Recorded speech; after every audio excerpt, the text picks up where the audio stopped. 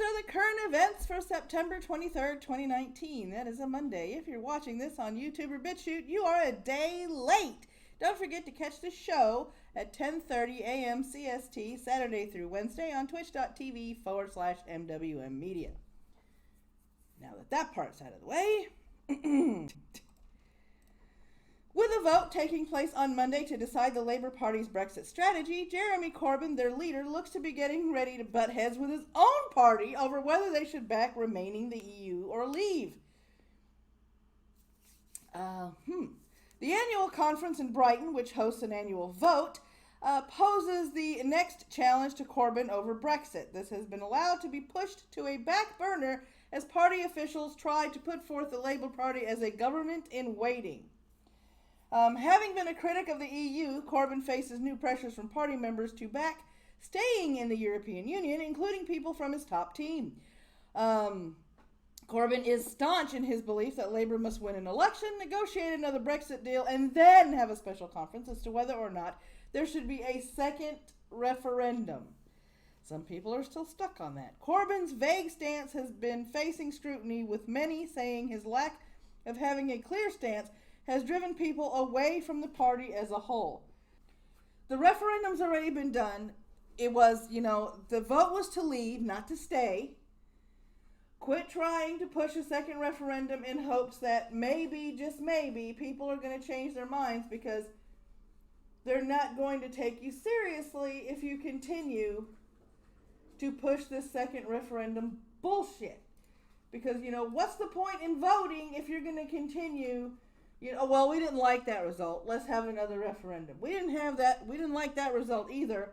Let's make them vote again.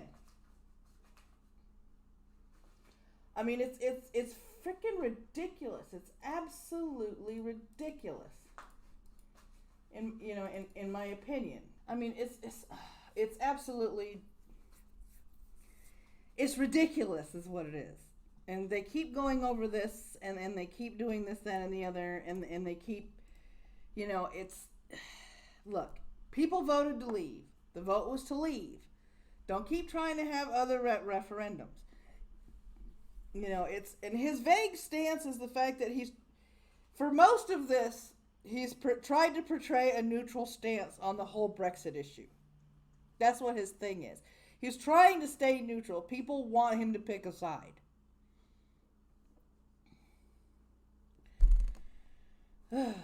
Thomas Cook collapses Strands travelers. Approximately 600,000 people were traveling and or were abroad when Thomas Cook, a 178-year-old package tour company, went defunct. Future bookings were canceled, and those abroad may be stranded. The collapse of the company, God damn it. See? So what happens when I rush myself? Oh my God, she's changing it. Company meant that all flights are canceled, hotel services stopped, and laying off all of its employees. It had a staff of 21,000 people in 16 countries. This company closure was confirmed by Britain's Civil Aviation Authority, the BCA, and the British government is taking the reins to repatriate UK customers from their vacation spots.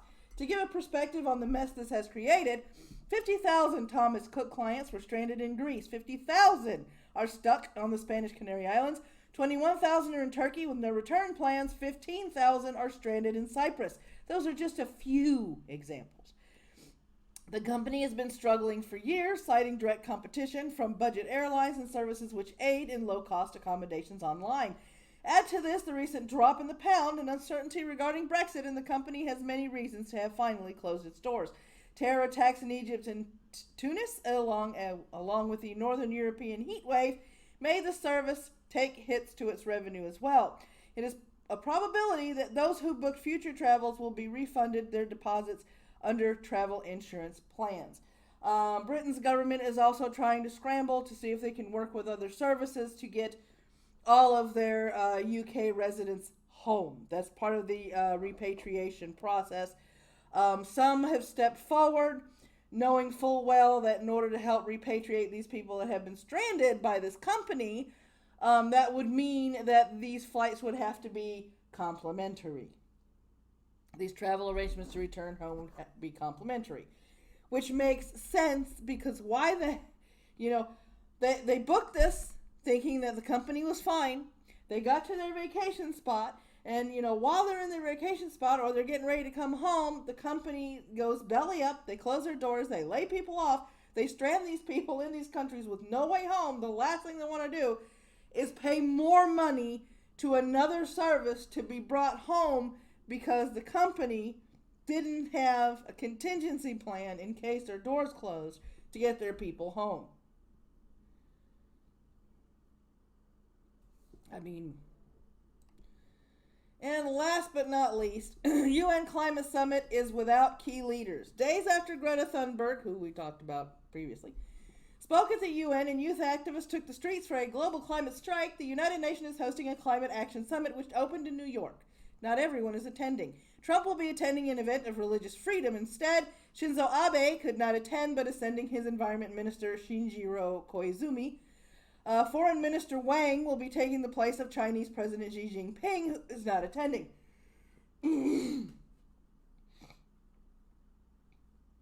What seems to be out of place for a talk on climate change and improvement is the fact that both China and India have been given podium places. They are leading the world in coal capacity and are infamous for their poor air quality and little to no regulations on clean air and water. In 2017, Trump intended to leave the 2015 Paris Climate Agreement, but the administration has yet to finish its withdrawal from the pact. So there you have it. And that's another video down. If you liked it, there's this. If you didn't like it, there's that. There's a subscribe button if you haven't subscribed yet. If you're not sure, there's more content you can watch before you make that all-powerful decision of clicking the red bell and making it go dark.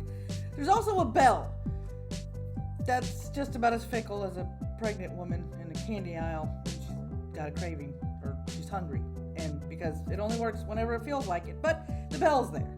In the description below is all the ways that you can support this channel, as well as links to blogs and other channels and so on and so forth. So until next time, guys, take care of yourselves.